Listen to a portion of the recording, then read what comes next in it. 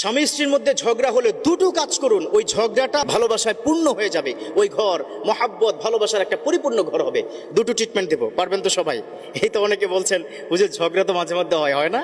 আরে বাবা, আমারও হয়, হবে না কেন? হুজুর মানুষ, তাতে কি ঝগড়া হবে না? এক ছাদের নিচে থাকলে ঝগড়া হবেই, এর মানে এই না যে ওই স্ত্রীকে ছেড়ে আপনি চলে যাবেন। খবরদার, এটা করা যাবে না। একটা কথা স্পষ্ট করে কি বলে রাখি, ইসলামের মধ্যে সর্বনিম্ন জায়েজ কাজ হচ্ছে তালাক। স্পষ্ট কথা। কেন জানেন?